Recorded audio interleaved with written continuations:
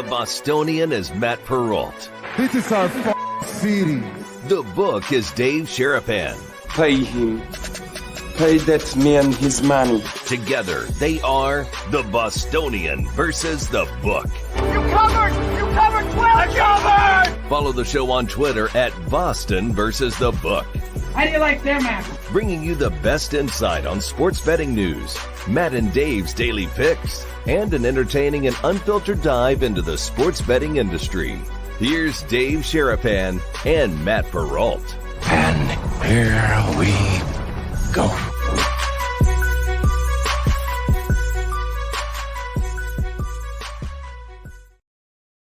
And we are live. What's up, guys? How are you? Welcome into a Tuesday morning, Tuesday afternoon edition of the Bostonian versus The Book. Dave Sharapan, The Book, Matt Perrault, The Bostonian. We were off yesterday. We are back today. We've got a lot to get to. We are live on our YouTube channel and on X at Boston versus The Book, replayed on Sirius XM channel 159 and on Sports Grid TV each and every night. Yes, we are live. Yes, we are back. Good to see you, Brigade. Thank you for all the well wishes. Dave, how are things? Everyone wants to know, how is the missus?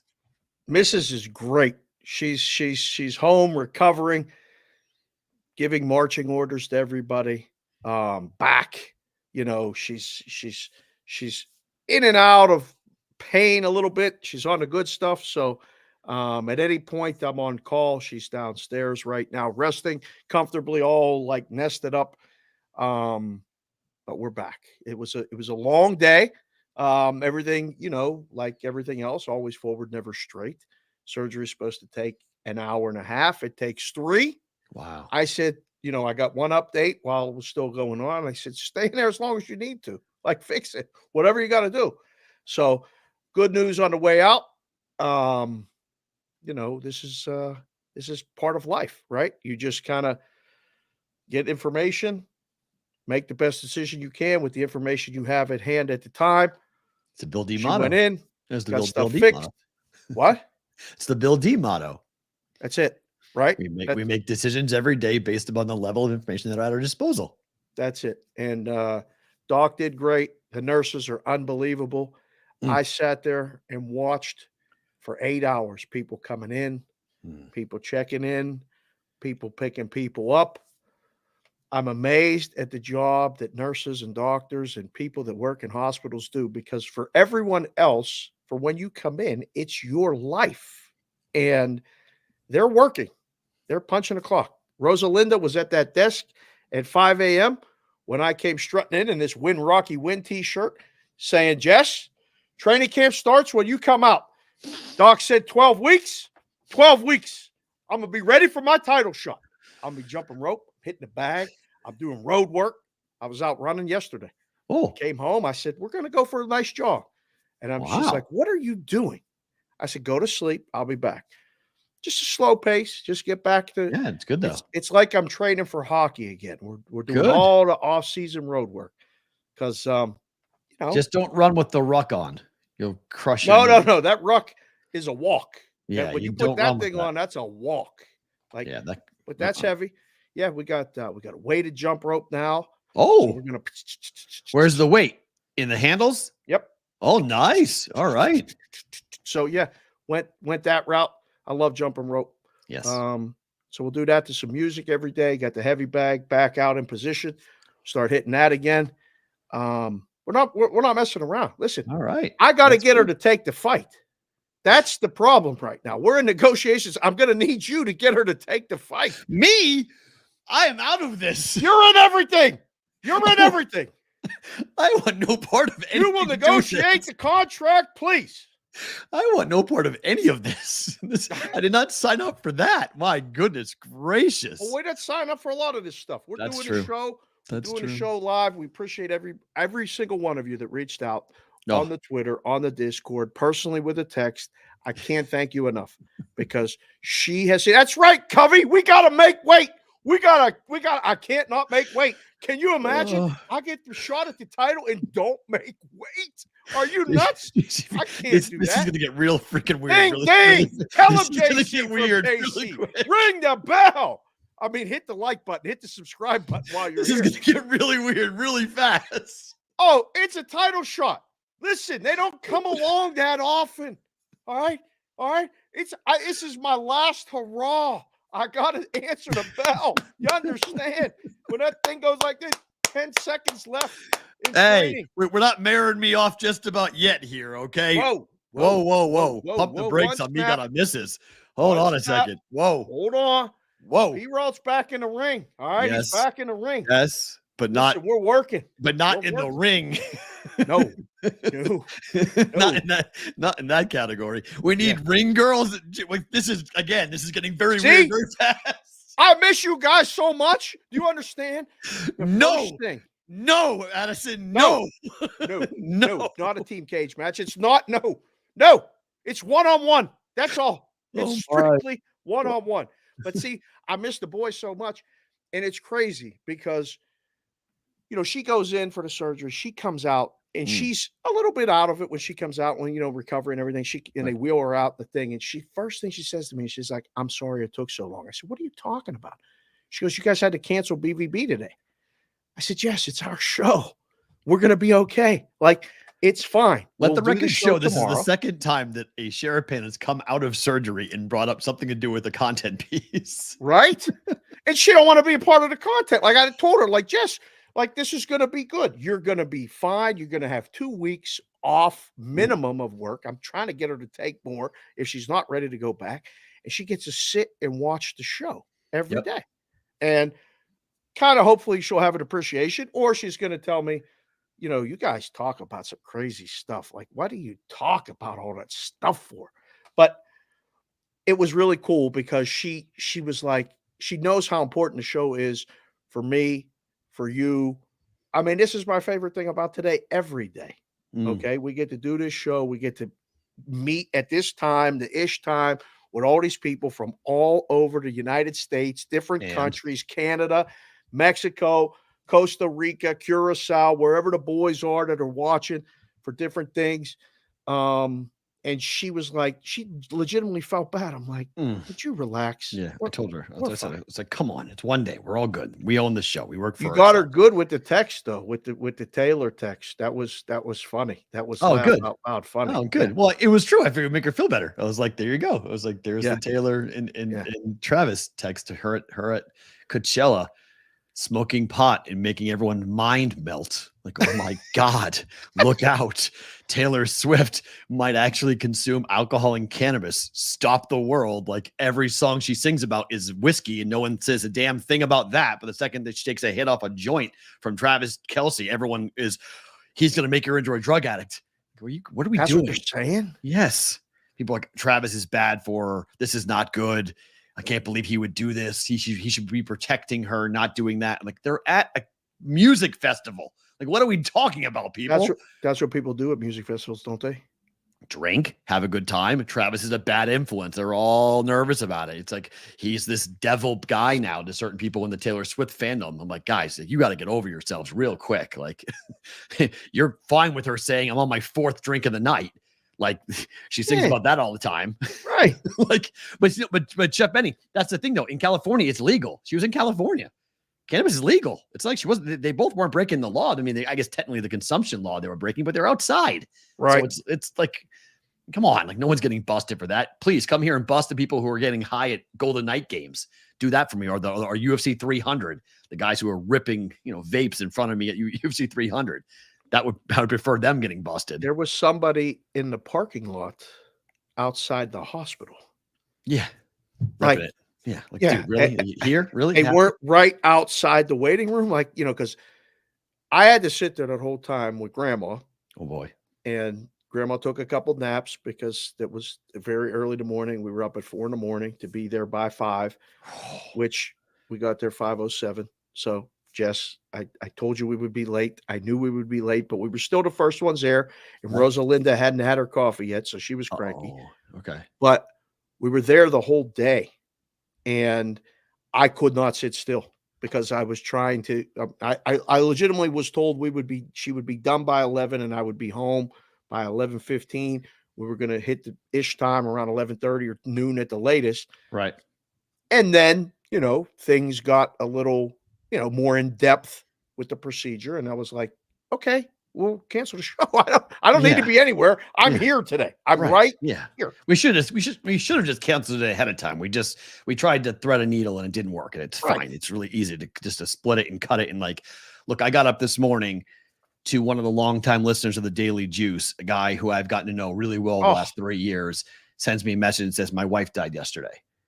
I was like, holy shit. I was like, okay. I was like, it puts everything into quick perspective about everything we're doing, about who gives a shit about one show and one day, and just be thankful that you didn't wait, that you woke up and Jessica's okay and she came out of surgery and everything's fine.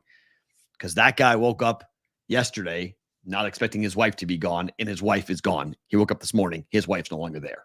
Yeah. So like, I was like, okay, so yeah, everything stop. Like, stop worrying about anything that else besides who do you care about and who do you want to spend time with? Like, that's it. Everything else will figure itself out. It will. Everything else is just stuff. It doesn't matter.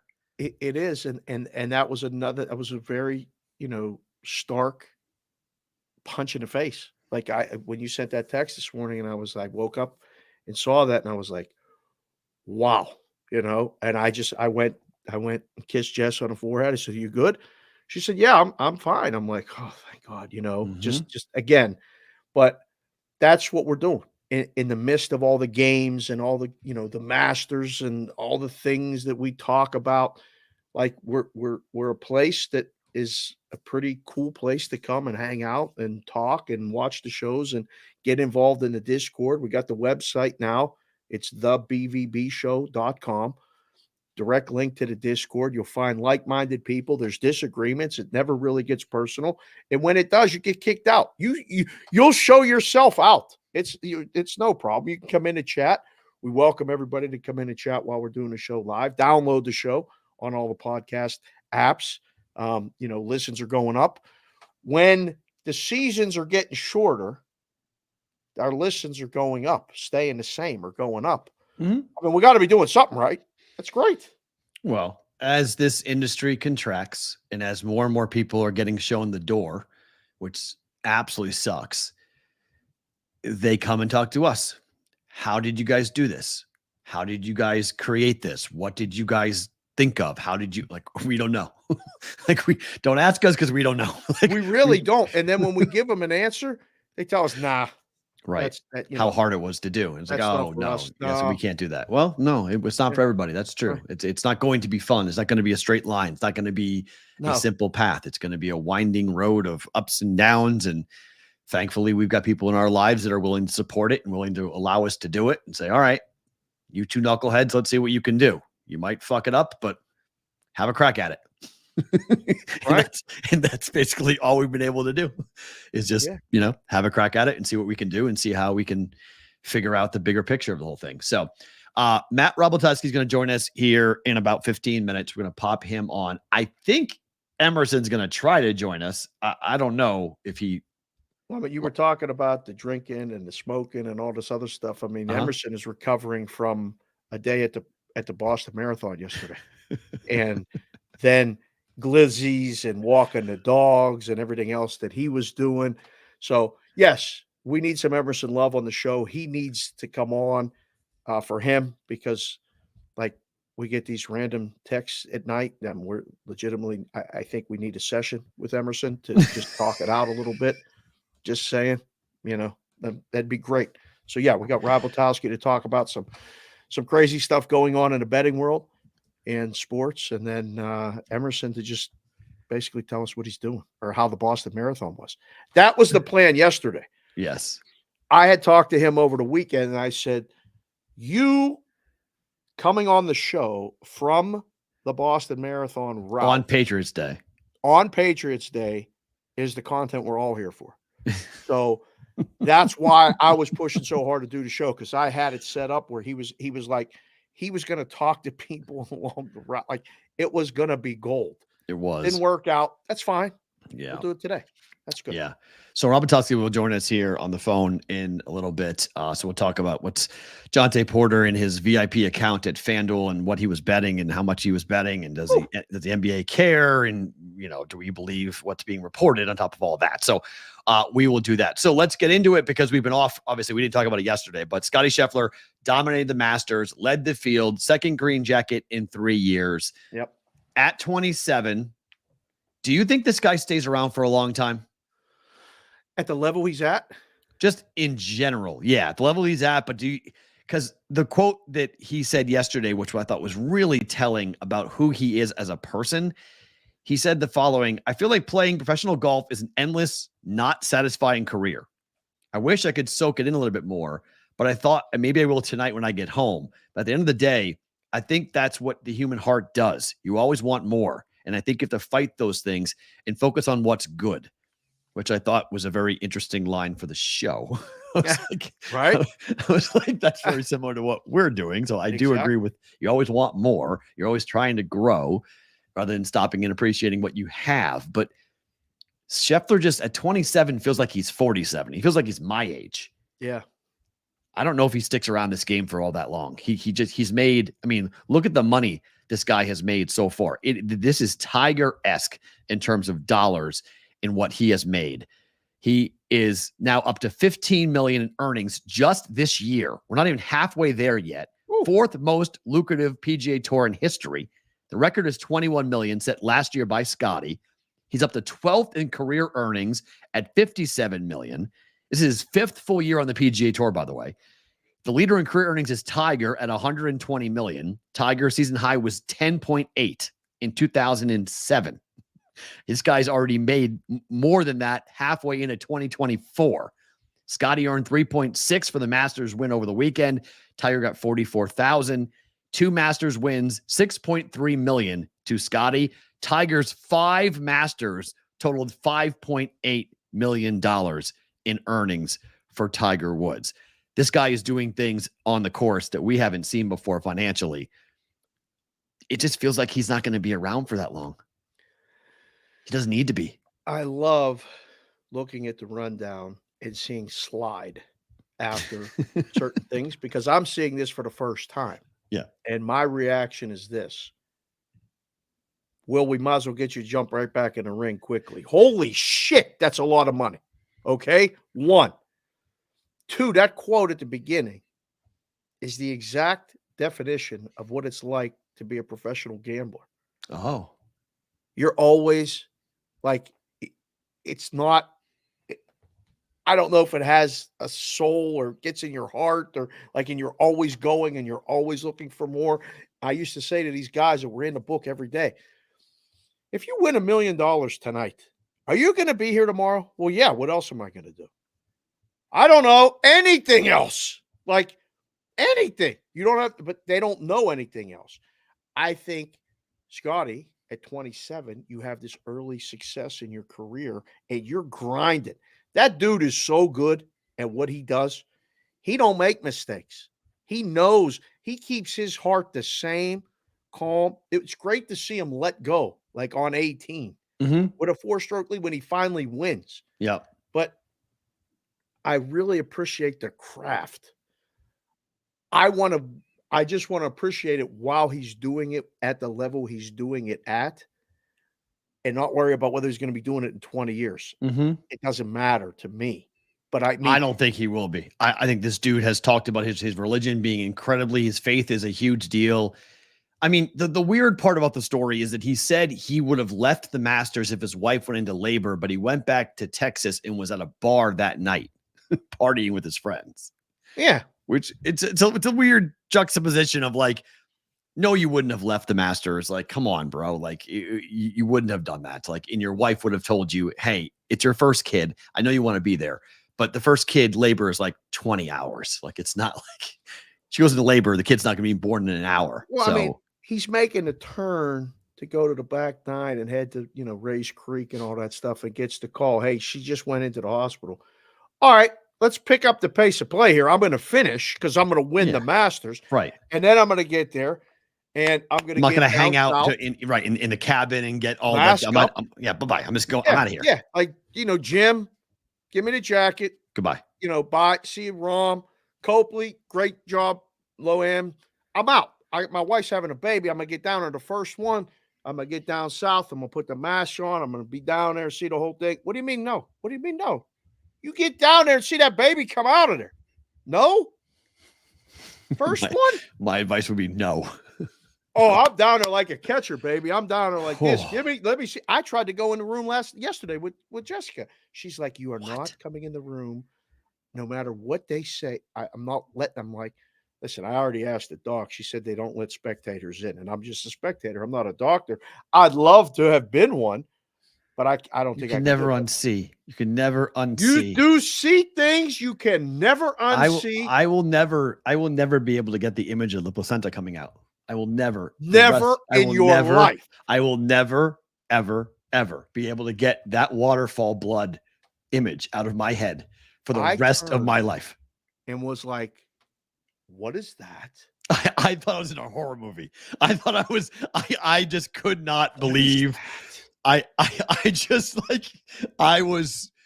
didn't mean to, because I had Maddie. And so I was holding Madeline. I had cut the umbilical cord. They weighed her. They said, here's your daughter. They gave me, so I was walking around and I turned and I didn't mean to see what I saw. And I was like, oh my God, I saw something I was not supposed to see. And it was, I saw it. I saw it 3 times. I was like, hello. I mean, by the third one, I'm shocked. Like, man, that's healthy. That's good. By the third one, I was commenting, high five the nurse. Everything good? Tie it up. Let's go. Okay.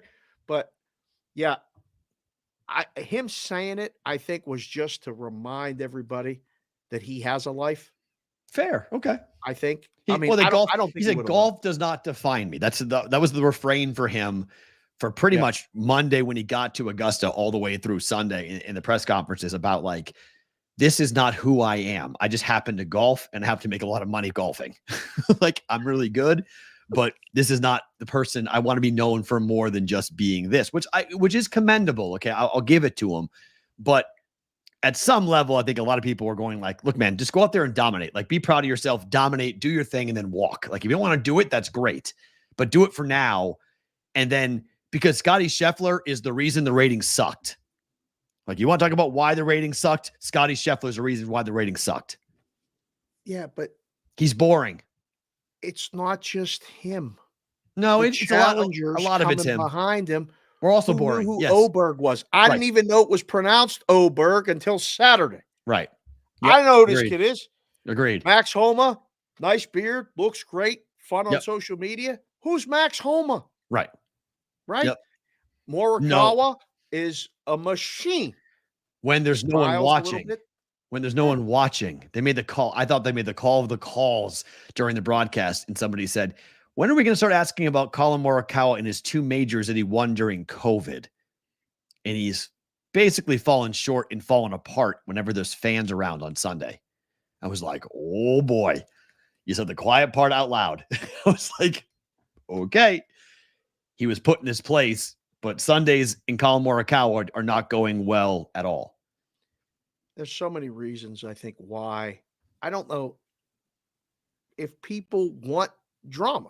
They want competition. He had that thing in control. It wasn't, but what I think for like 15 minutes of 4 days, he wasn't the favorite while we were watching it, betting it. We were on the air. We were on the air. He double bogeyed and something went down. Yep. And it was like, we sent out the alert, bet him plus money. I bet him on Sunday. I got involved Sunday because Jess was relaxing and there was a lot of chaos downstairs with grandma and the kids, and everybody was like, Mama's going for surgery tomorrow. So I was actually organizing my hats, trying to get things in order. And I was watching the Masters and I dove in. I said, I'm taking him +1. He was +145, +135. And as fate would have it, I took 1 shot on Homa, 1 shot on Oberg, and 1 shot on Morikawa. And they were gone. I had 30-1 on one of them. I had 120-1 on Fleetwood at one point, $5, pick up 600 just to see if they would come back. And Jess was like, all right, we have to go eat because I have to go to bed earlier. I'm going to try to go to sleep before the surgery. And I said, the Masters is still on. I want to watch the Masters. Sunday at the Masters is a Yep. tradition unlike any other. They've been telling us that since we've been little kids, Right. you know? And once he got through 10, 11, 12, 13, and 15, still, with the par fives, I'm like, this is over. Let's go. And we went. I just said, make sure we go somewhere where there's a TV so I can watch it. But I think people go, when it's not in doubt. I think that has as much to do with it as anything, doesn't it? The lack of star Tiger power when he had it in control Yeah. because it was Tiger. Correct. I think the lack of star power, the lead he had, the shot on 9 ended the whole tournament, and everybody knew it. Right. When he tucked 9 in there, when he birdied 8, 9, 10, I was on the phone with somebody and I was like, 8, 9, 10, this tournament's over. They're like, really? I was like, he just birdied 8, 9, and 10. You don't do that on a Sunday at Augusta. You don't birdie 8, 9, and 10 in a row when you're in the lead at Augusta. Normally you're just trying. Oh my, big frozen face right there. Snap your fingers. Eyes closed, mouth sideways. Hat looks perfect, by the way. Mikey Awesome. That's a part of Mikey Awesome video at some point. You're really just trying to not make a major mistake on Sunday. And he attacked it, and he extended the lead because that's what he did. He just went after the course. I was watching the in-game, like I said. As soon as he hit the ball on the green on 11, it went to minus 800. Dang. And I was like, all right, that's a wrap. Yeah. It's over. You ain't get no more bets on Scheffler. Everything I had was good. And, I made a little bit, which was fine. It was done. And like I said, it becomes background noise at that point. So Sunday at the Masters, you checked out after 9. Yep, I was. Where I didn't need to see Oberg wasn't going to, make a run and go birdie, eagle. That's the only way somebody was getting back in. And we said it on Sports Grid on Friday. It was his tournament to lose. He already had it. Well, somebody had to go get him and shoot a 64. And nobody was going to do that. Nobody's going to do it. The course was hard. Now, is the course being hard part of the reason why nobody watched it? No.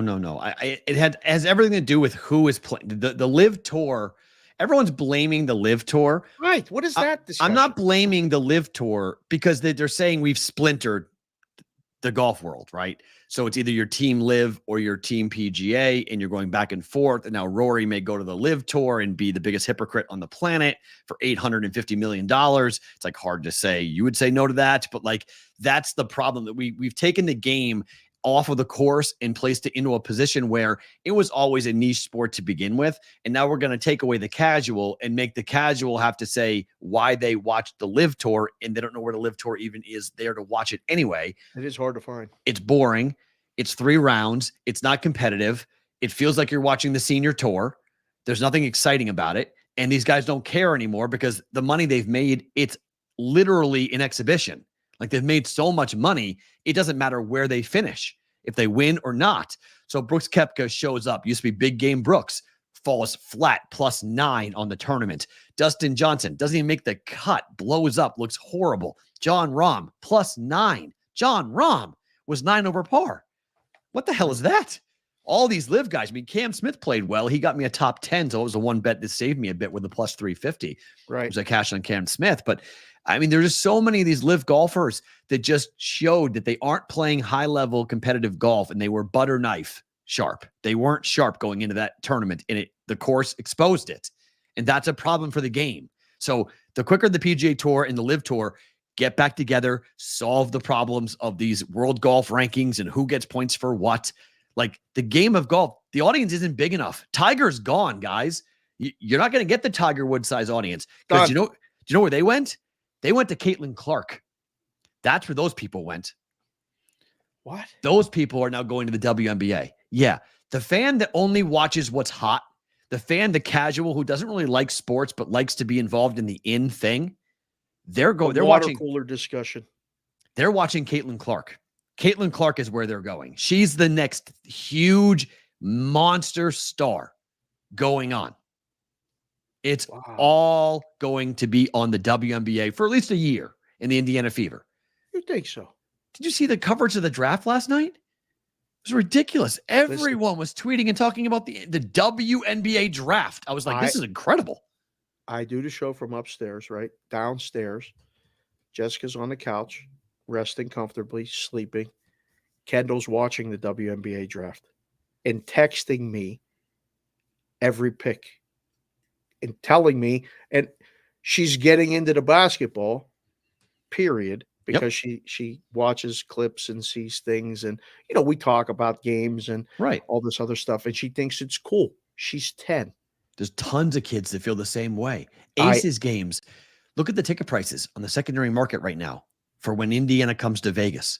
They're playing it at T-Mobile. They moved it so they can get a bigger crowd because they know what's coming. They're going to have 20,000 people there for a WNBA regular season game. That's crazy. Yeah. So that's where all the casuals are going. So that's the problem for golf, is that there is a lot of competition right now, and you don't have that generational talent that's going to bring people from all walks of life to go watch your sport. It's a big issue for the Masters, for the PGA, for the game of golf. Give the people something to vote on here quick before we get to Rivaltowski. Okay. Do you bet on golf? Yes or no? Oh. Because interesting question. I've been told, in so many meetings and things like this, well, if you offer betting, people will be more interested in it. I'm like, no. Well, I would say the only reason why people watch the Sunday Masters coverage is for betting. And that why. At some point, that has to be acknowledged, because if you don't have that, then what do the ratings look like? Then what is the interest gauged? I don't think you need to thrust it to the front, but I think you have to acknowledge that it exists, and it may bring somebody in that normally wouldn't. But I mean, we got guys watching the show, and there's Chef Benny. I'll bet on turtles if you got an edge. Is there an edge in turtle betting? I don't know. Is it the Teenage Mutant Ninja Turtle betting, or is it like a different type of league? Like what's the turtle league? That's a good question. I don't know. Donatello and like pizza making or what? So I think I think a lot of people bet on golf. They don't bet like this week. No one's betting the RBC Heritage. People aren't betting this week. They bet the majors or the big golf tournaments. There is nobody betting the golf this week. No, but that's a good time to bet it, though. I mean, because the numbers are going to be soft. Yeah, the diehards are going to bet it. Okay, the golf community that bets golf is going to bet it because that's what they do. Right. I don't know if you're going to rope in a lot of people, because when you look at it, a plus 450 favorite won the biggest golf tournament of the season. There were a lot of people in the space that took shots with a lot of people, told people about it, and they lost. Don't bet Scotty Scheffler. There's no value in it. That's what everybody said. It's a good thing when he wins like that, though, right? The book cleans for the book. Up. Yeah, it cleans up, right? It's a huge thing, right? Yeah. The highest ticket you pay is plus 450. Yes. Bring them all in. Yep. Take all the bets you want. Freddie Couples, Tiger Woods, Phil Mickelson. Those are the names you know. All the other guys, like Koepka, you said, guys that were legitimately going to be champs, come in or, could win. Didn't even make the cut with no sweat. People were like, I'm not betting this golf anymore. This guy Scheffler's too good. And it's funny because they bet on Tiger when it got to that point. They're not betting on Scotty. They don't believe it. It's interesting. They don't buy the Scheffler domination. Think about back to the time 20 years ago. There was a lot of naysayers that Tiger's not going to be able to keep this up. Fair. But he kept on doing it, though. He just kept doing it.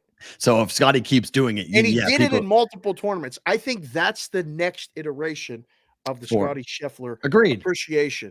He's got to go to the U.S. Open. He's got to go to the Open Championship or the PGA and go smoke him. Well, because I think somebody said like most of his wins have come before May 1st. Like he's really good in April, really good in March, but like later as the year progresses, he doesn't do as well. It's hard to sustain. Yeah. It's his game's built for the Masters. That's the greatness of the guys that did it in the past. Right. The Jacks, the Arnies, the Tiger, the guys that kept showing up in, July. Right. In between majors. They won. I mean, Tiger used to go to these off tournaments and win by 10. Right. Crush him. Right. Fair. Yeah. And Scotty, I doubt Scotty's going to be doing that. 3 legends walked away from the mic. It's them with the Masters too. Vern Lundquist called his last Masters over the weekend. 40 years. 40 years calling the Masters. I'll always think of Vern for the Masters and for SEC football. Correct. That's what he's known for. Correct. Right? Those are the 2 things that he's known for. Mike Gorman, 43 years, the voice of the Boston Celtics, called his last regular season game over the weekend. Wow. 43 years. And then it's the only guy you ever heard your whole life. I'm 47. Never heard anybody else call a Celtics game on TV than Mike Gorman. You remember, right? Yeah, no one else. Good luck filling that guy's shoes. And then John Sterling yesterday walked away, just upped and walked away, called his last Yankee game. Said goodbye. Is he sick? According to Michael Kay, that is not correct. Michael Kay got a phone call from John Sterling on the way to the press conference, and he said, "I'm not sick. I'm just done. I don't have fun going to the park. I love calling the games. I don't like the travel. I don't like going to the park. I don't like leaving the park." I told you I drove by there last week. John, I don't blame you. If you don't have a driver, I mean, he can't be driving at 86. I don't think he should. I don't think so, but I don't know. But even then, that traffic and sitting there, unless you're helicoptering in and helicoptering out, that's no bargain. Just going to the home games. I didn't know he was 86. 86 years old calling baseball games still. Yeah. Upped and just said, "I'm done." He goes, "That's it. I'm done." And he just, no like goodbye, no ceremonial. That's the bummer Goodbye. of it, right? Like I felt like Vern got a good Yeah. Right? And a lot of us remember. And Mike Gorman got the Celtics literally did a whole pregame for him. Great. Whole pregame thing before their last game, all about him. There's a big montage, a big video. My family sent me this video. They're like, it was, it's spanning generations. Like, right. My brothers are 31 and 27. They've never known anybody else but Mike Gorman calling Boston Celtics games. Like, there's kids who grew up with John Sterling. They know nobody else on the radio but John Sterling calling Yankee games. In Pittsburgh, Mike Lang called games on the radio for the Penguins from the first time I ever heard a Penguin game on the radio. And my whole life was the Penguin announcer until he wasn't. I don't know when he retired, but it was so awkward the next season. And it's big shoes to fill. And you go, as a fan, it's not the same. And again, you want to give the guy that's earned that position, the respect, and you want to listen to the games, but it's a hard standard to meet. He's not him.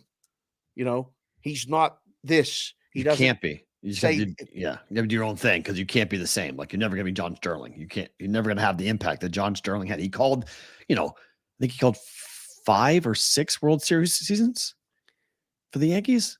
And he called the whole 90s. He was the voice of the whole 90 run of the 4 in the 90s. The guys that do that are with the team longer than any player. Oh, yeah. Than any coach. They've become, what did you call listening to baseball in Boston or whatever? Like your summer friend? Yeah, my summer friend. Yeah, absolutely. He became John Sterling's people's summer friend. Yeah. Right. Every day they're there. You just turn it on. Every day. You put it on, they're there. And there's just that soothing comfort of knowing that you're listening to them. You feel like you know them. And I don't know, think about how many things that your guy for the Celtics saw over the course of 43 years. They were bad when he started, when he had the job. Well, he saw Larry. I mean, he started, in the late 70s, saw how bad they were. And then he got him, in the 80s in the Bird era. And then, the 3 championships. And then he had to wait all the way to 2008 till another one. He had to wait a long time. A lot of losses, the whole Paul Pierce era. And then he finally sees Paul Pierce get a W. And it's remarkable. I know everyone's talked about this already. You may be a little bit tapped out on this topic, but we haven't talked about this topic yet. So we just have to talk about this topic because this is just one of the most insane moments that I have ever witnessed in my entire life was what Max Holloway did to Justin Gaethje at UFC 300 in a fight that we talked about a ton leading in, saying, okay, this fight could be unbelievable. the way that it went down, the way that it happened, 1 second left in the 5th round, the fact that Max Holloway had the fight won and they pointed to the center of the octagon and said, right now, let's go. And the two teed off on each other. And then Justin Gaethje wound up unconscious with 4 minutes and 59 seconds gone in the 5th round. Oh my God, what a fight. So I stayed home and you were in the building. We were texting and you said that was the best men's MMA moment that you have ever seen. I'm fighting with myself about the best fight that I've ever seen, but there is no debate that is the single greatest moment. I watched the Zhang Joanna Jędrzejczyk fight, which is widely regarded as the greatest women's fight of all time. I was in the building for that. I couldn't believe what I was watching. The level of violence between those two women was unmatched. If you've never seen that fight, go watch it. It's sick, and I was there for it. I was watching with Brian Salmon and a bunch of people who are from local media here in town. We all jumped up and ran around like school kids. Like, we couldn't believe what we just saw. Like, we couldn't believe. Literally, I hit Brian. Brian hit me. We literally fell back. We jumped up. We started running around with our hands on our head. We couldn't believe what we saw because all you saw was the folding and the angle that we were up high. You just saw the club come through and then just the collapse, the folding of Justin Gaethje to the ground. It was like he did not just do that. I can't get over what happened. I can't believe the body work that he was doing. Like Brian and I were talking the whole fight. Like Max's body work in that fight was being so underappreciated. He was tuning up Gaethje's body, and that's how he knocked him out. If you watch how the exchange was, Max catches him with a right to his ribs, and that causes Gaethje to dip down, and that exposed the chin, and then that's where that right hand came in. Goodbye. Lights out. Unbelievable. Let's talk about the foot to the face that After ended the first round. Broke his nose. Smashed his nose to the point. Literally, his nose was like smashed. And he was walking back to the ring and he was like, whatever he did. If you've ever broken your nose, I've done it multiple times. Like, you kind of can, once you get to be calm, like you can kind of snap it back in place or whatever you're doing. But he went to the corner and they knew right away. There's no more breathing through the nose. Don't blow your nose. Yeah, don't blow your nose. Through the mouth, and you kept texting me. He's got to be drinking that blood going down the back of his throat. Ugh. Horrible, so right? bad. Now Max did poke him in the eye twice. He did. Yep, definitely. And if he did it again, he was getting a point taken away. Mm-hmm. But Max was as sharp as, he was exquisitely sharp. At 155, he looked so good on the scale. He looked so good. He moved so well. And look, guys, both of you guys are bringing this up. The Griffin Bonner fight will always be the most important fight. And, Forrest versus Bonner. Look, soon you guys will see a tattoo that will be right here that I'm going to get in honor of Stephan Bonner. He was my first boxing coach.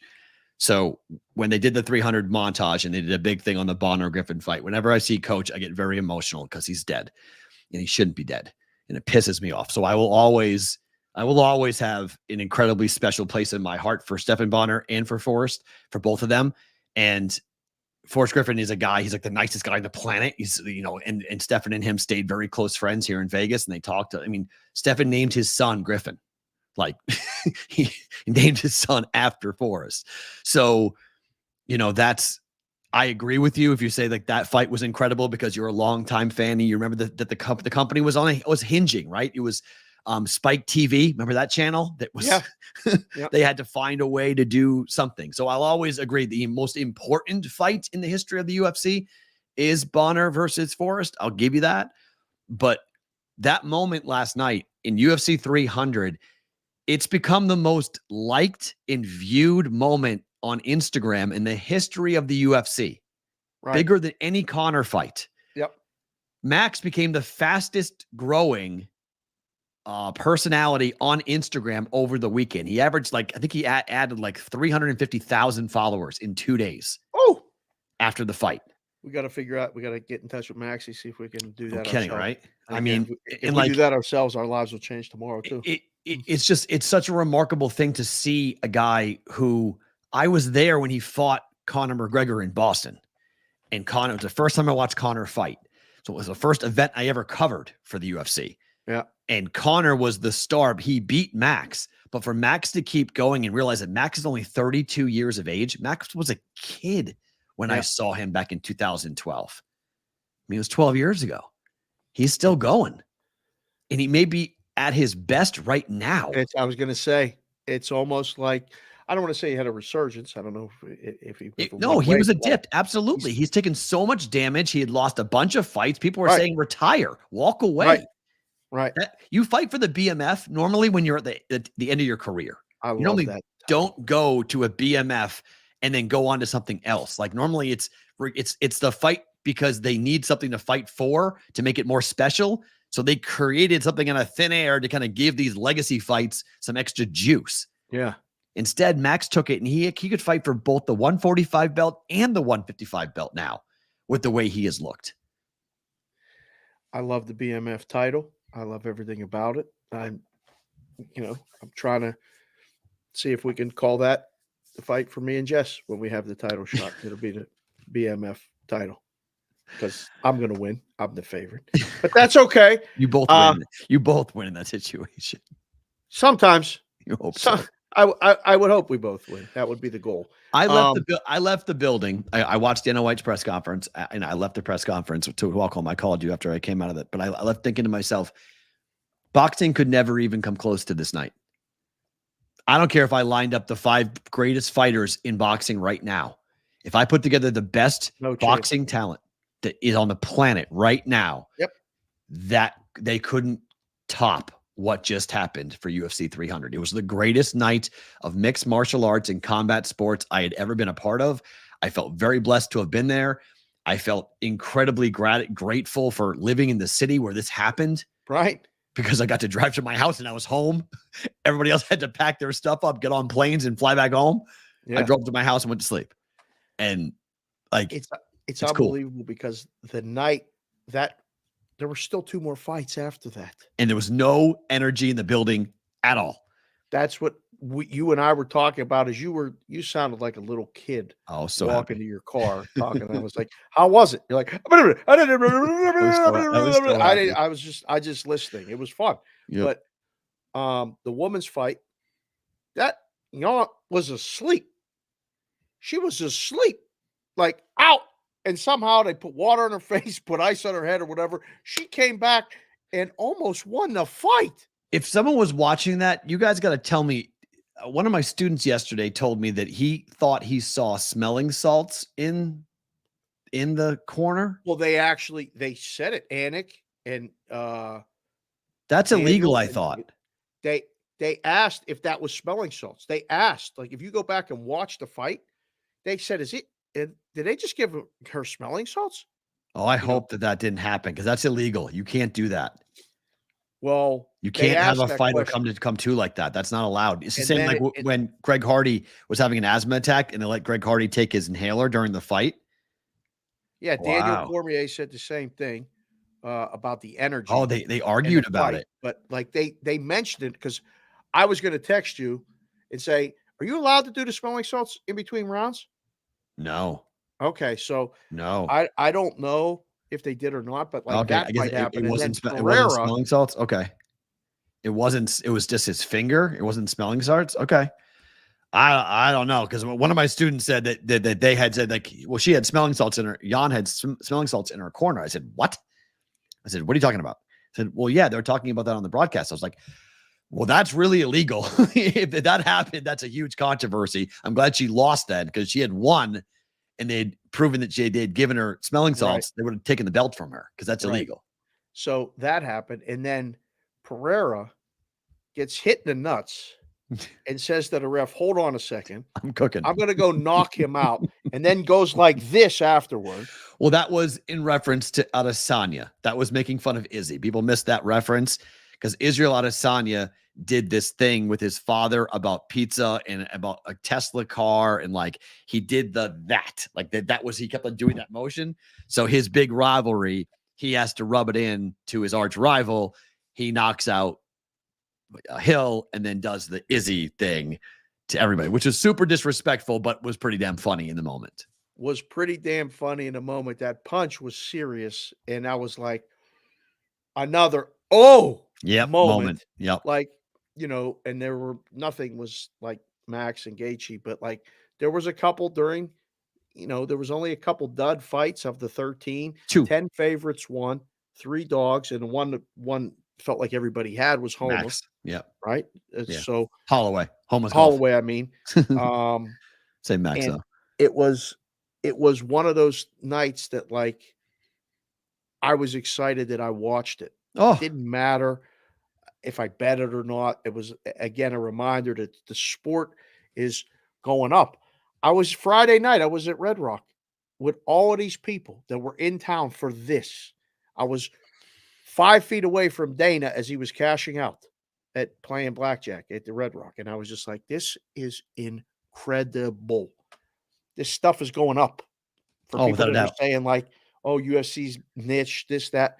It's going up. It's going mainstream. It is mainstream in my mind. I don't know how they keep living up to this. And then after the fight, oh, by the way, Connor's coming back in Vegas in June. June 29th. Connor's coming. What the hell is going on here? And he's favored. Yeah. He's favored. It's like, wait, what? Excuse me? Yeah. Connor's favored? I mean, Dana White, sorry, Will, but this is the best quote that Dana White has said. I've now been in Vegas for nearly 9 years. I've been going to Dana White press conferences for pretty much that entire 9 years. His line of, people ask me what I do for a living. I sell holy shit moments for a living. Hey! I was like, that's the best description of the UFC as to why does the UFC take over? Why does it dominate boxing? Because for every amazing knockout that we see, the UFC's got 5. There's so many different ways to end the fight in the UFC than boxing. It's 1. It's only 1. And it's a big difference the way the fights end. And there's so many different styles of fights in the UFC. Like, I mean, think about the Sarukian, how do you say the guy's name that fought Pereira? Hill? Armand? Oh, no, Sarukian fought you're making me blank on who he was choked up. Oliveira, thank you. Oliveira, Oliveira was choking him out. He is a black belt in jiu-jitsu.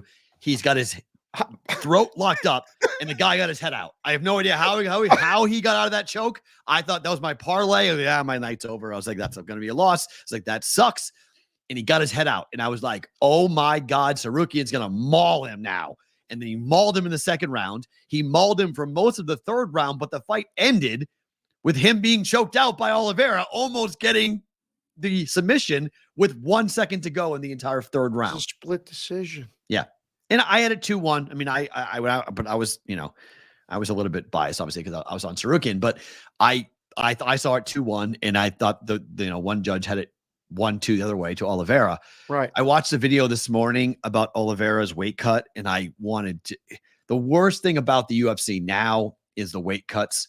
These guys are near death. Like, I don't know if you guys saw Kayla Harrison on the scale. She said it to Ariel Helwani yesterday on his show that like her number one concern, and it was everyone's concern, was she going to make 135? She had not weighed 135 since high school. Oh my Lord. And she made it. She made 135, and she's going to make 135, consistently make 135 for this weight class, which is unbelievable because she walked into the octagon that night weighing over 160 pounds. Wow. Like, she's literally a deflated balloon. And I agree, J-Dub. She looked terrible, but she came out and destroyed Holly Holm. That was not even a question. She took her apart. Now, there's a 10-year age difference and everything else, but the Kayla Harrison reign has begun in the UFC, and that's got Amanda Nunes's attention. Yeah. Like, it's just, there's so many different angles to the UFC, and it's all under one umbrella. It's easy to understand. The weight classes are easy. It's one belt. It's simple. It just goes in succession, and it's not confusing of like, the WBA, the WBC, the WBO, 149, 156. Like, it's so difficult to track boxing. And somebody earlier asked me about the Usyk fight coming up against Fury. It's going to be an awesome fight. I'm not going to debate it. But boxing is like a sniper, where the UFC is a spray. They're an Uzi. Just fires bullets all over the place. It's incredible. Yep. It's a one-time shot, right? The boxing is a one-time shot where somehow the UFC continues in different weight classes and different storylines to engage somebody. Like, somebody felt like, that Pereira fight was their fight. That's the one they wanted to watch, where someone else was watching, Oliveira, and somebody was watching, there were 13 fights you could like, pick. you could find a what you storyline like. in so many. We talked to Fitzy on Thursday. I rewatched that show and was like, man, there's a lot of good fights this weekend. Man, I'm going to watch all of them. I was engaged the entire time. The kids, and Jess went bowling for a little while. I had the house to myself. Me and the dog were watching the fights, and it felt good. Like, it was old school. Nickel didn't win like he wanted to win, but he won, and booed himself. And, like, I don't know. Put it in the chat. We got the first poll done. Hold on. Let me ask this. It said, is everyone weight cuts? Is there any advantage? Yes. There's a gigantic advantage to whether or not you can actually weight cut. And if you have a weight cut coach, somebody who can actually walk you through the weight cut and take your vitals as you're doing it, unbelievable. I mean, Kayla Henderson Harrison has a weight cut coach, a specific weight cut coach who is there just to watch her bodily fluids, her temperature, everything that's happening with her internal organs. Like, that's a big luxury. She's won millions of dollars in the PFL. She's got a different level of this than a guy who's fighting for $10,000, who's trying to make 145. Yes. Is there an advantage? 100% there's an advantage. Otherwise, they wouldn't do it. I mean, you can walk into an octagon 20 to 30 pounds heavier than the day you weighed in the morning before. Remember, they weigh in Friday morning. They fight Saturday night. You can rehydrate a ton doing that. Yeah. So I don't know if I even think that that's even fair, but it's a whole nother story. Give the boys and girls a poll. Okay. Connor or Chandler?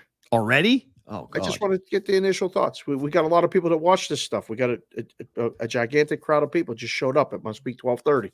That's when people are on their lunch out west. Absolute 3:30 Eastern. Massive. Who you massive fight Connor here in Vegas. Or Chandler? The line's minus 120. McGregor. Did you talk to anybody in your bookmaking friends as to why that's the case? No, I have not talked to anybody. I need to find out why they put Connor in the favorite. Man, I ain't worried about the fight that's two months away. It's a text. It's just, I don't know if you had a text message saying you put it up. Why do you put it up at 120? Why? No, because like guys that know what's going on and everything, they're like, "Why are you asking me this right now? Shouldn't you be with your wife?" So I got to be careful what I say. So I will find out more. We'll get some people on that do the numbers, and we'll talk to them directly. It's going to be crazy. The last week of June, it's going to be going into the 4th of July, going into when I go on vacation. I cannot. That's going to be the last thing I do before I go on vacation. I can't freaking wait. June 29th. Cannot wait to be there. I'm going to that one too. Okay. I will make sure that you'll remember to do it this time. No. I couldn't do it. I know. She's watching the show. You're going to go sit with Matt and watch fights all night? Yes.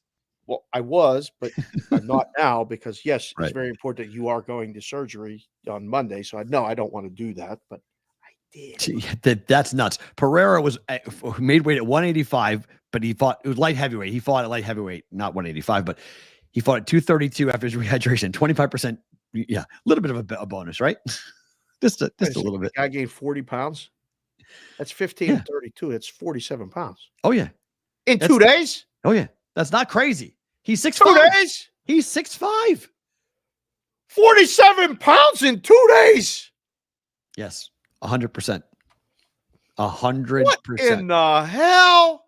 Yeah, it's an absolute. Yeah, he wasn't that. He fought for the light heavyweight belt, which is 205. So he fought at that at the 205 weight class. Then it's everything 205 and over is heavyweight, and which I often laugh because like you can weigh like 230 like Stipe Miocic, and he's going to fight a guy that's 260, and that's allowed. The highest weight you can be is 265 in the UFC. So from 205 to 265, that's 60 pounds. Like when I was training to fight my fight, they're like, hey, masters, it's 201 is light heavyweight and everything else is above.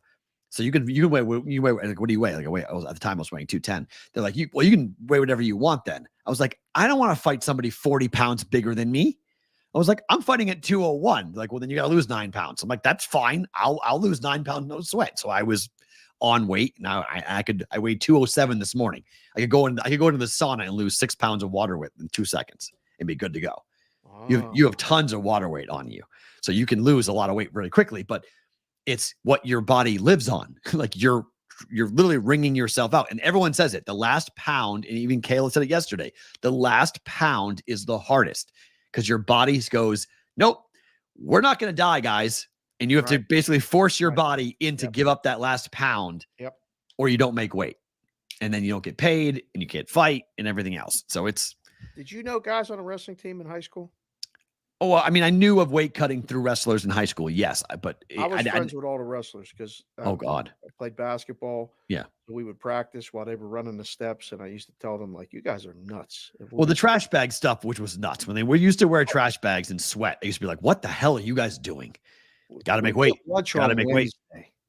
And I was with this kid that wrestled at 108, I believe, 115. All right, this kid's name was Joe Wilson.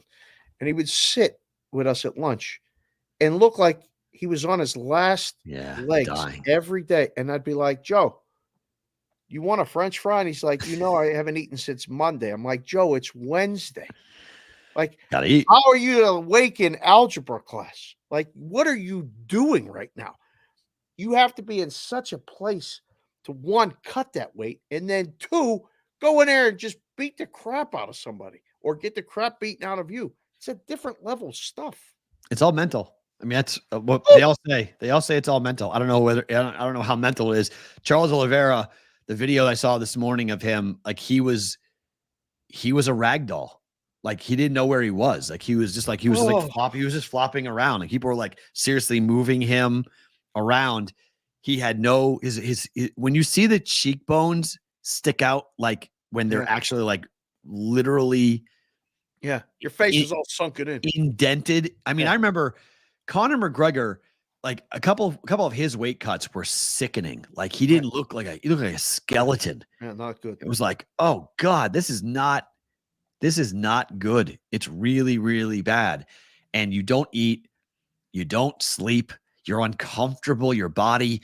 I mean, from what I've never done it, but for UFC fighters I've talked to, like the dreams they have are psychotic. Like your brain goes into all sorts of weird places and you're dying. Like you're literally dying. You're mentally putting yourself into a place that's unreal. And it's a huge part of the sport.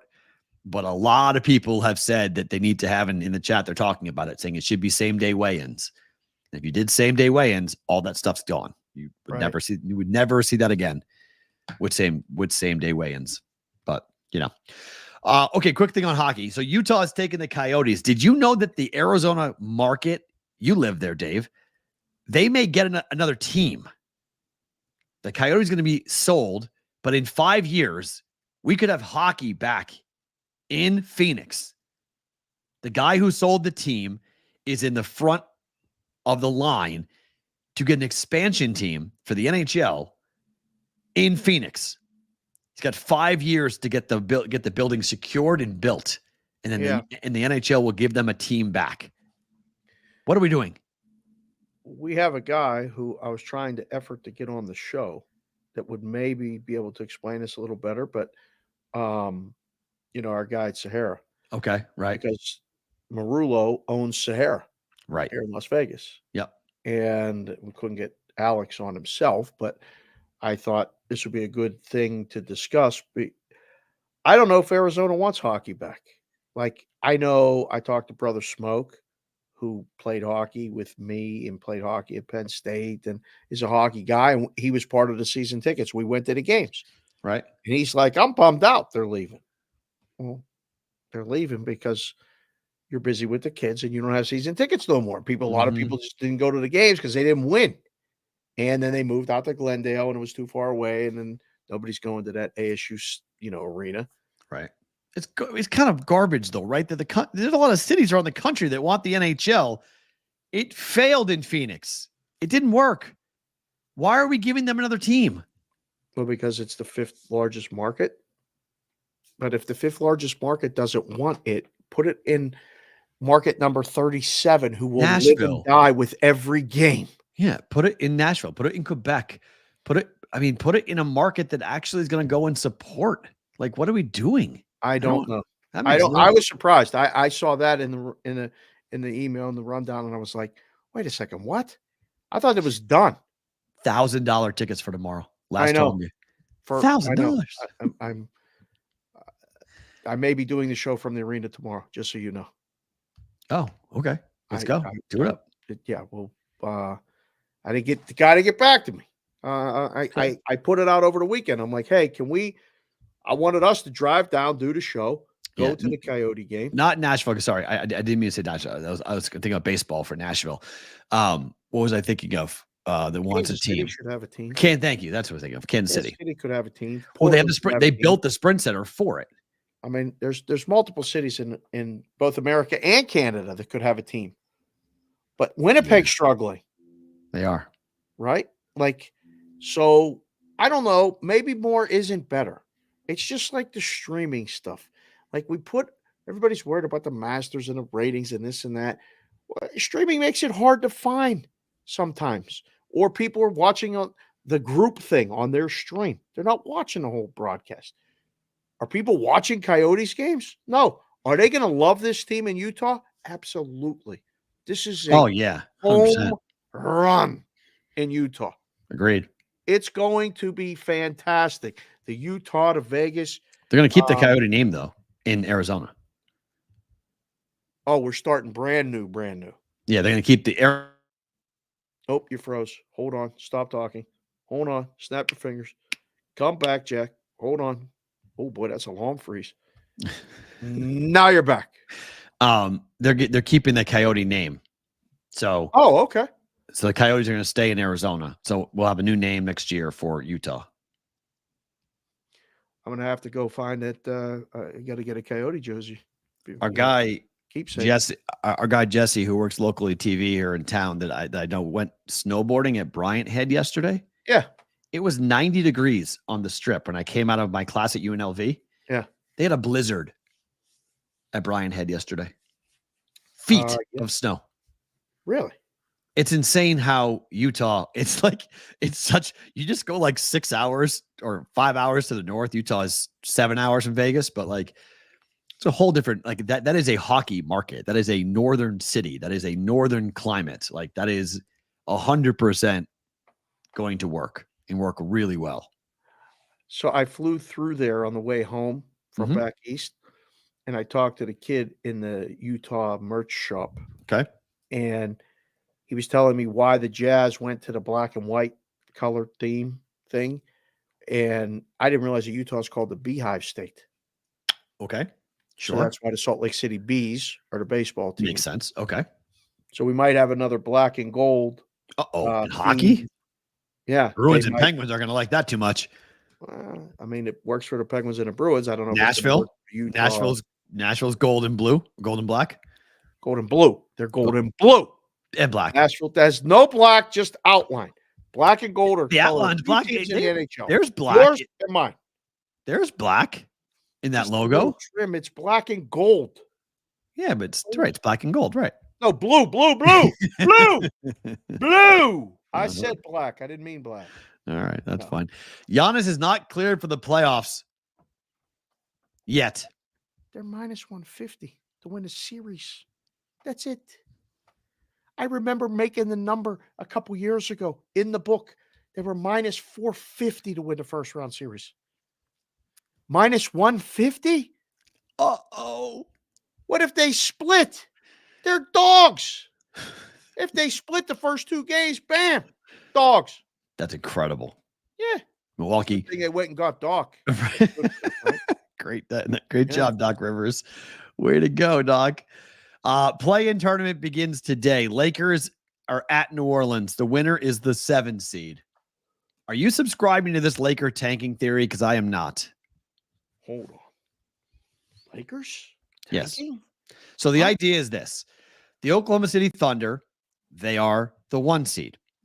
Denver is the 2 seed because they lost the tiebreaker with OKC. Right. The Lakers, if they win this game, will be the 7 seed. Thus, Correct. they will play the 2 seed. Right. They will play Denver. Right. If they lose this game and play the winner of Golden State Sacramento Right. and win that game, Right. they would play Oklahoma City. Right. So people are saying it's an easier matchup to play OKC than it is to play Jokic.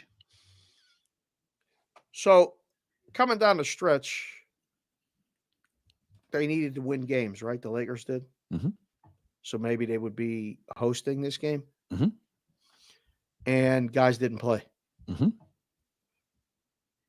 Just what they need is to play an extra elimination game, high leverage game. Lose this game. They're going to throw this game. Mm-mm. Like, this is so weird. Disagree. But listen, it makes perfect sense. It does. Lakers win. Do they? They whipped the Pelicans in the play-in tournament. When it really mattered, they won 133-89, I believe the final score was.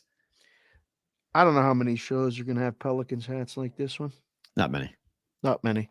Got this one this was $2. Wow. Nobody wanted it. It was on a table. I said, is this priced right? I want to make sure. So I got a Pelicans hat. I've been sitting on this thing for 2 years. Wow. It's the first time I wore it on a show. Marcelo Under's a big fan of it. Marcelo Under. Marcelo, we got to coordinate. I got a bunch of hats in limbo waiting for your thing. Text the text line 702-570-8255 if you got a hat that you want. Cannot throw this game and go play Golden State. That's way too dangerous. Thank you, Mr. Anderson. I agree with you. And that's why I bet the Lakers to win this game tonight. Oh. Because for that reason. Took the point, +1. Lakers are 3-1 against the Pelicans. It's LeBron in a Game 7 situation. Give me the Lakers. I mean, you're going to have to beat them other teams anyway, right? Correct, yeah. And I mean, there's a lot less egg on your face losing to Denver in a 7-game series than it is to lose to New Orleans in a one and done. You know, you lose them, you got to go play against Golden State, get bounced by Golden State. That's a horrific way to end your season. Marcella Under, it's called the Blender. They call it where the Pelicans play the Blender tonight. Well, it's the Smoothie Center. Or the Smoothie King Center, it's called. It's going down on the Blender tonight. Yeah, Smoothie King Center. Can't back the Pelicans. Sorry, I can't see it. Pelicans can go play against the winner of Golden State, Sacramento. Well, the Juice just came in the chat and said, whatever happens, the NBA is not going to let the Fakers and the Warriors not make the playoffs. It's not a crazy point, but I don't think I'm not a conspiracy theorist like that. But I get the point that the star power is far greater with LeBron and Steph in the playoffs. Well, the only way that they both get in is if the Lakers win and then Golden State wins and Golden State then beats the Pelicans. Correct. Yep. I'm not sure Golden State's going to beat the Pelicans. Fair. But what about tonight? I don't know. I kind of like the Pelicans. I like the Lakers. Golden State, Sacramento.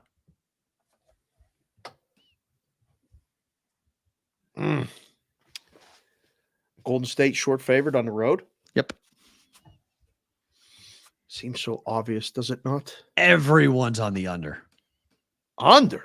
Everyone's on the under. Really? Massive steam. But me. I am not. Lakers lose. Golden State wins. We got a 1-game monster for everything. Correct. That's pretty good for ratings. At Golden State. No, the Lakers are the higher seed. Be in LA.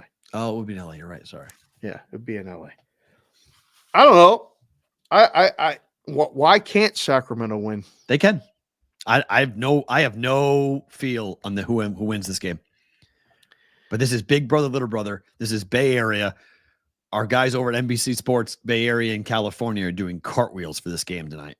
Right? They have, I mean, the entire Northern California sports fan region will stop and watch this game. Yes. Huge game. Oh, this is going to be fun. I can't wait. I think this will be, of the two, which is the more entertaining game? This one. I think so too. This is up tempo, back and forth, a lot of threes. I think so too. High energy. They hate each other. College basketball type environment. Fans of both teams in the building. Yeah. This is must-see TV. This is sit down and watch. When we're at our meeting, this is what I'm going to be watching. We're going to the book. This is what I'm going to be watching. This game. Got to be focused on a meeting a little bit. No, A little bit. Just listen and watch. Keep your eye on the fun game. to meet at the book. Yeah, that's why we're meeting at the book. You can pay attention to all those things. Got to pay attention. Got to pay attention to the games. I don't know. First thought, I'll get off of Sports Grid at 7. Mm-hmm. This game will tip off. We got our meeting later. This is an in-game back and forth. I mean, multiple plays. You could take +6 probably on both sides. Which game is closer? Lakers. See, I think Golden State Sacramento is. At the end, I think one team stretches it out. I don't know which one, but I think one team stretches it out. I think Pelicans Lakers comes down to a possession. Shut down the beam, Vic Ferrari said. Shut down the beam. It's a lot of people who are excited about this game. A lot of people think Golden State's going to come to life here. It's going to be a nice home court atmosphere, no? 100%. It's going to be great. It's Rocking. going to be rocking. The odds to win the NBA championship. Celtics +165. Oh, Nuggets. I just got a text on a text line while we're doing the show from Marcella Unda. Thank you, Marcelo. I just got a text that a guy's texting you right now. Admin said we got a text. Thank you, Good. Marcelo. We'll get to that after the show. Clippers 14-1. Bucks 14-1. How about the Bucks being 14-1? Yeah, this is a mess. Thunder 16-1. Sixers 16-1. 17-1 Mavericks. 19-1 Minnesota. 19-1 Phoenix, and then everybody else is 33 or higher. Okay, so the NBA champ is coming from the top 6, no? How do we not bet Denver? Why is Denver not the favorite? Well, because your Boston Celtics are the favorite. I don't like it at all. Why? Bet Denver. I'm betting Denver. What? Give me 3-1. I just can't figure out if it's better to roll it over or not. There are some very, very, very interesting matchup prices and exacta prices for the NBA right now out there. I was doing some shopping. Okay. Don't tell Jess if she's still watching the show. But while I was sitting there waiting for you to come out of surgery, I was perusing some odds at different books throughout the country. Okay. And comparing prices. We got some great matchups coming up. I think the NBA playoffs are going to be way more engaging than they have been in the past, at least the early rounds. Fair. Like this, bet the first game result and the series result. There's some really interesting prices for that. If you think that Pacers can win the first game and win the series, you're getting a gigantic number. Dallas and the Clippers is an outstanding. If you could tell me the winner of that series right now, I think you could get some really good prices on those things because I don't know who's winning that series as of right now. I don't know. I think the Magic are live against Cleveland. I don't think that's a shoo-in. That's -180, -185. Okay. Why can't the Magic beat Cleveland? They could. 100%. Absolutely can. And, we'll talk more about the Eastern Conference play-ins tomorrow, but I don't know what the hell's going to happen. Who do you want to see as the Celtics in the first round? Because if the Sixers win tomorrow, they're favored by 4.5. They're the 7 seed, and they get to go play the Knicks. And then for those of you that listen to the cash considerations, I'm going to have to somehow keep Yanidze and Newbie apart from each other because they just can't stop the yapping, constant chirping between New York and Philadelphia guys.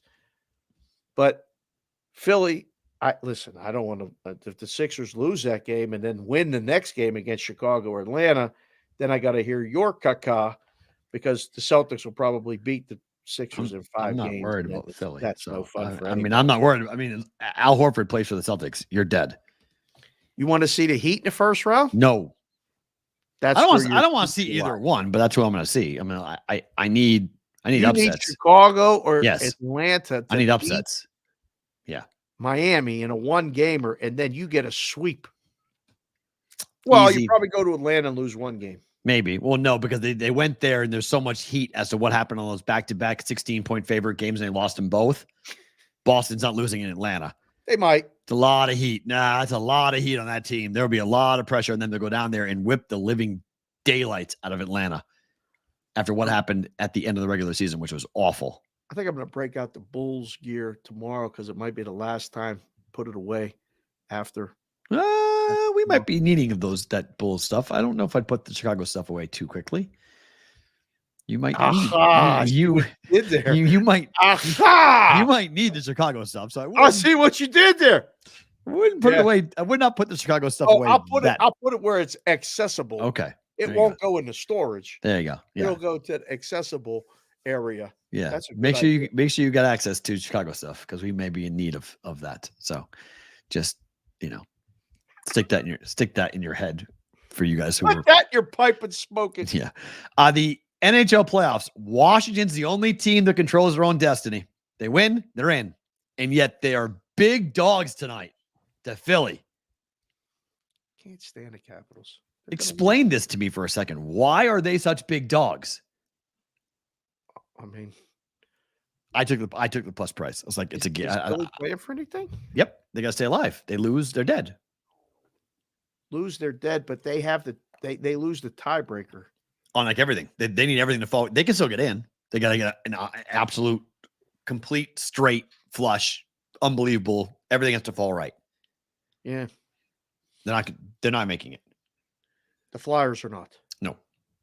Capitals are winning tonight. Caps are winning and making it and putting it done. All said and done. Goodbye. See you later. Oh, so Jimmy Jack, thank you, sir. Philly needs to win and have Detroit and Pittsburgh lose tomorrow. Yep. Detroit plays today in Montreal. A lot of pressure on Detroit. 5-4 win in OT last night. Saved my parlay. Annoying. They're down 3-1. Rallied. Got me there. It's not annoying. Listen, I'm rooting for Detroit. If it's not Pittsburgh, I want Detroit in. Okay. Did they win today? Yes. They played yesterday 5-4. They barely won. You like them today? They're on the road this time. They're at home yesterday at least. This is now on the road. This is a tough game. This is back to back. This is no shoe in. That's why I was like, I'm staying far away from this game. Maybe I'll wear the Canadian stuff tonight on the show with Wetzel. I don't want to put it on my boys, Claire Check, Daniel G. Yeah, I wanted no part of it. I was like, this is somewhat of a problem. What? No, that like you look at what's happened with that game tonight. I was like, I can't bet this game. I wanted to bet it. I bet it last night. I'm like, I'm not betting it again. I thought about betting over. I'm like, not betting over either. I'm staying away from this game. Detroit Montreal's an over game, no? It was yesterday. It was 5-4. Could happen again, yes, but they're both on back-to-backs and they're changing cities, changing venues. They're both traveling. I don't know. Anyone but Washington. You're right, WV punch drunk. All right. Well, you tell me this. Penguins are off. They play tomorrow, but Washington wins like I think they do, and Penguins are dead. Does this mean it's over in Pittsburgh? Are we breaking it all up? Rude. Not rude. It's a question. I don't want to talk about this today. Talk about this tomorrow. I don't want to talk about this today. All right. I have two options: not make the playoffs or play the Bruins in the first round or something. They're not making the playoffs. You lost to the Bruins. That was it. That was the death. The Bruins ended your run. Boston Connor was right. Son of a! I got nothing. He ended it. Vegas. Okay, so Vegas. This is the conversation in the West. It is really interesting. Okay. Watch. Okay, now look at this. Hold on. Let me see this mess. All right. Vegas has 96 points. You are becoming so talented with these. This is awesome. So Vegas has 96 points. Yes. The Golden Knights have 2 games in hand on the Predators. Yeah. Why? Why is there still somebody with an 80 left next to their thing? Everybody should have 81 players. There's 4 teams with 80s. So you've got Nashville's done. They're in the clubhouse. They're done. Right. Done. 3 points behind. Vegas wins tonight in their game on Sunday. back-to-back, right? What do you mean Wednesday? Today is Tuesday. Oh, sorry. Yeah, sorry. So Like today and tomorrow. No, they play Thursday, I think. I gotta see when they play. They either play tomorrow or Thursday, one of the two. But they win both games, and they have 100 points. They need the Kings to lose, and they could be the 3 seed and play Edmonton. Or play Thursday. Holy crap. that's what I thought. Okay. So then the final game of the regular season is Thursday. Yep. But here's the funny part. We're already done. Here's the funny part. Okay. What? Vegas, if they stayed where they are right now, would play Dallas. Vegas is 3-0 against Dallas. They haven't lost this year against Dallas. I know. Against Edmonton, however, no bueno against Edmonton. They're 1-2 against the Oilers and got smoked at home against them. Not good. Kings and Vegas is kind of a coin flip, but Vegas could be as high as the 3 seed in the Pacific, or they could be as low as where they are right now with the second wild card. They're guaranteed to be in. But it's fascinating. There is so much going on here. I expect Vegas to beat the living daylights tonight out of Chicago. Right. Puck line, Vegas tonight. So that's the playoff matchups. All those teams in the West are in. They all in. It's all. There's nobody can get in. Everyone has. It's all about order and seeding. That's it. We're not talking about who's in, who's out. Right. That's very much who's in is who out is very much to do with the East. That's not the West. Who out? With the West. Did Rob Otoski not text or call? Nope. It's fine. It's all right. Yeah. I think he maybe got nervous. So, yes, this is true. Somehow I can still cash my Tampa Bay. That's not nuts. My under 96.5 points. Look at that. Look at Tampa. They got 1 game left. So just one game left. Side. I'm betting the other side. Yep. Tomorrow. Then they play tomorrow. I'm just going to bet the other side. Bet the other side. Hopefully they're favorites and I get plus money out of it. That is unbelievable. So just bet Tampa to win. Right. So hopefully they're dogs. I want them to be dogs, get plus money, bet Tampa to win, and we're good. Did you see yesterday Edmonton closed minus 600? Yep. And they won the game 9-2. 9-2. That's what this game is going to be. Blowout. They just destroyed. See what they did to the Avalanche? Went down 3-0, scored 4 straight, won the game 4-3. Vegas is in playoff mode. I would not be, if I'm Chicago, I am not happy about playing tonight in Vegas as a dangerous team to face right now. Yeah, Look out. Bob texted me. He said, this Vegas team's got me excited, blah, blah, blah, blah, blah. Mark Stone's going to be going to be back for the playoffs. Of course. Takes a little couple weeks off. He's got vacation time in every March. Like he's that guy that team gets so mad. I love how mad NHL fans get. Oh, they get mad.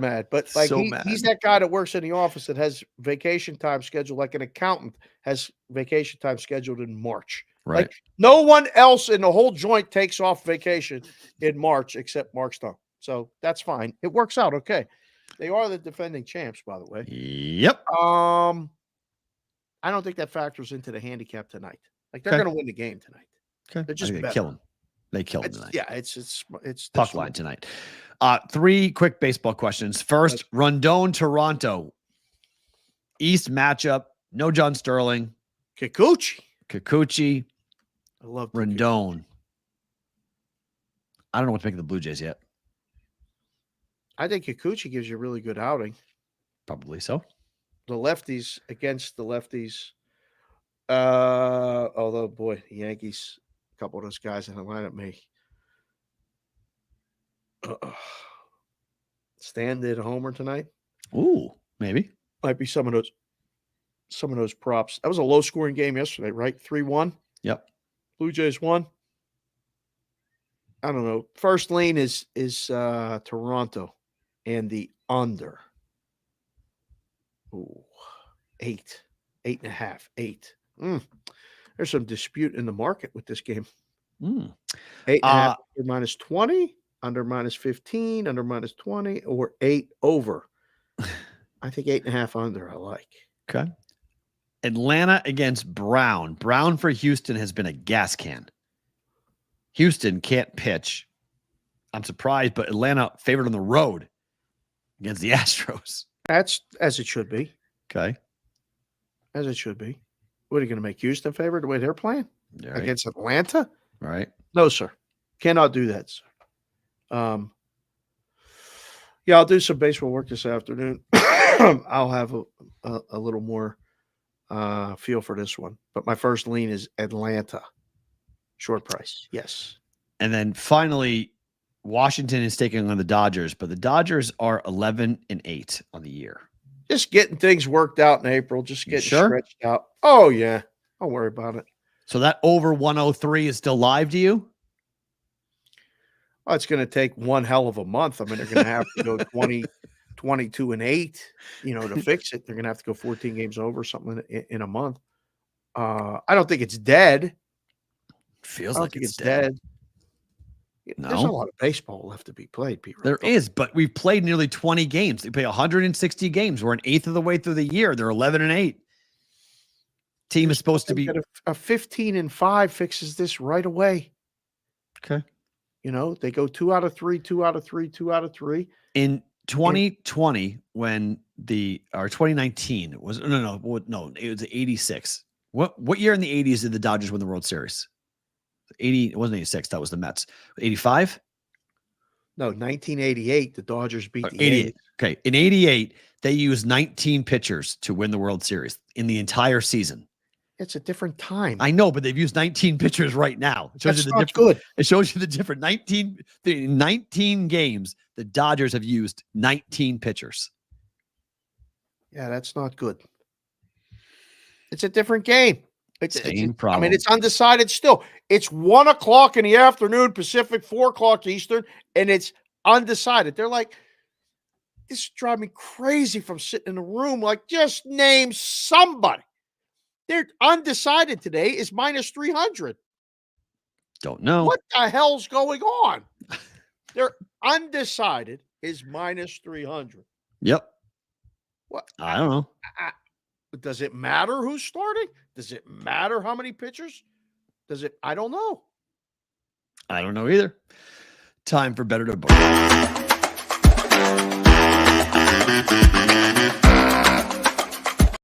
You guys in sports are getting the whole show today.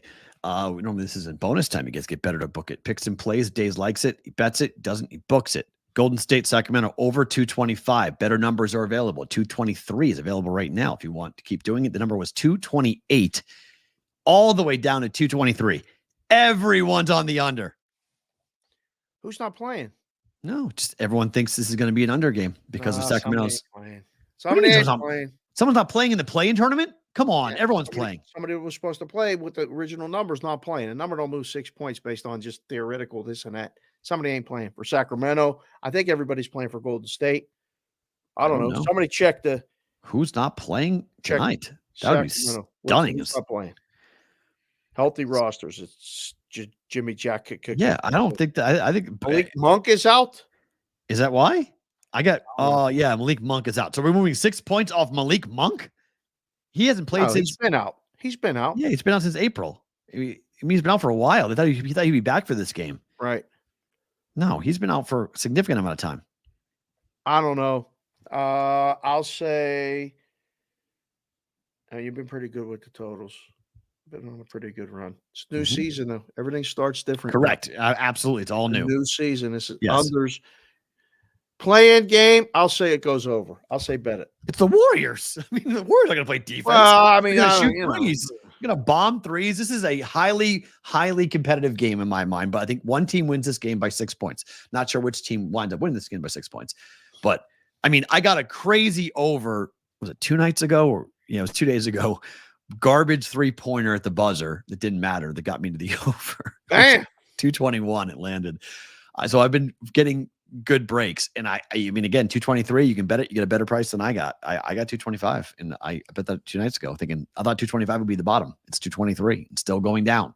So it's available in town.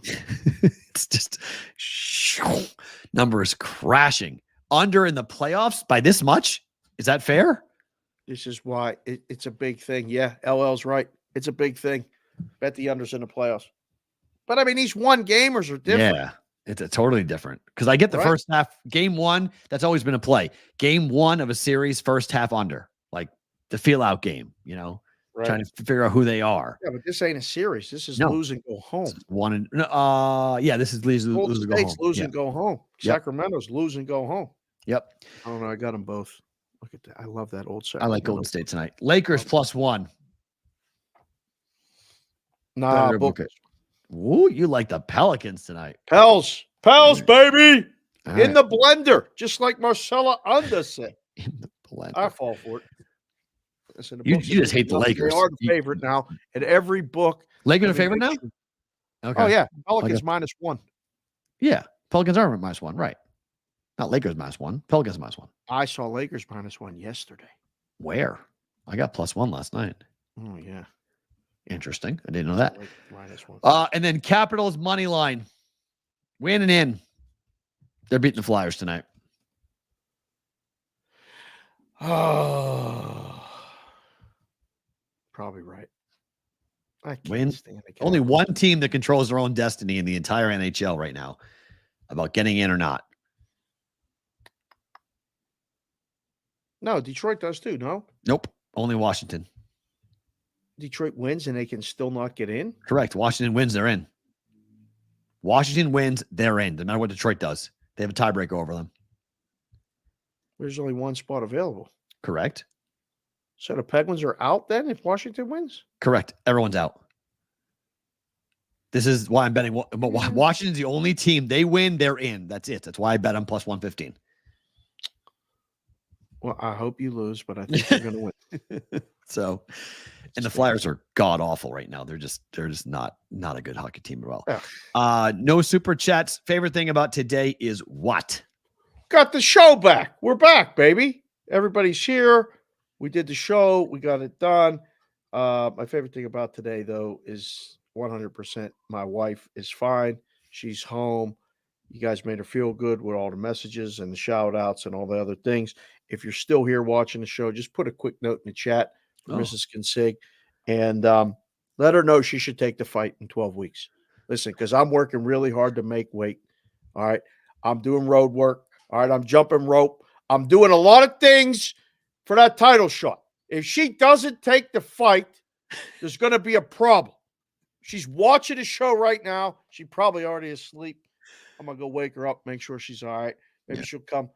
No, she can't even ride a bike next to me while I do the road work. I'll go jump rope this afternoon, hit the heavy bag. We're gonna be doing that. So yeah, listen, that's my favorite thing about today. The show, boys. The show. That's it.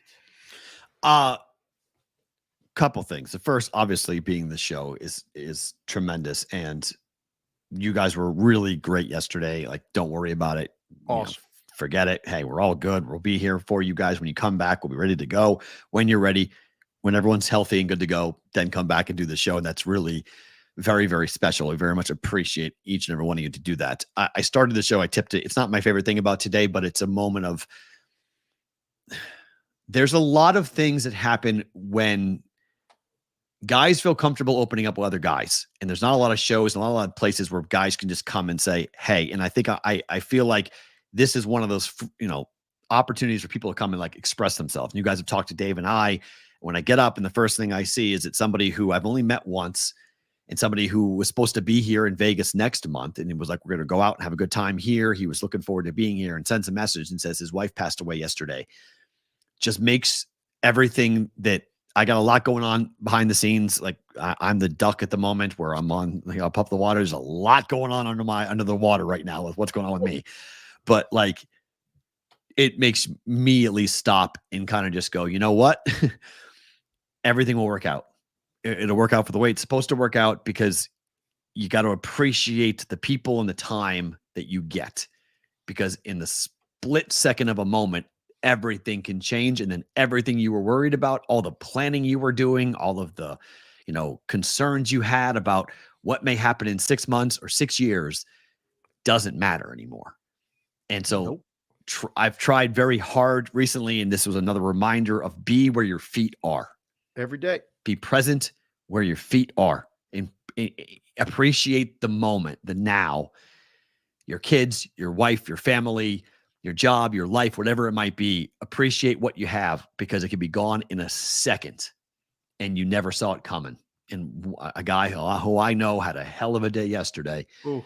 And he'll never be the same because of it. And just one of those things of like, take a second, take a moment, take a breath, and just be thankful and be humble and be appreciative of what you have, even if you don't have much, because you have more than somebody else. And because somebody else would trade places with you tomorrow, today, right now, if they could change what happened to them yesterday. So he's Dave. I'm Matt. Thank you for being here, guys. We appreciate it. Sports Grid and SiriusXM. You guys got the whole show. No bonus time today. We are back tomorrow. Another episode. BVB. Hope to see all of you here for a Wednesday's Bostonian versus the Book.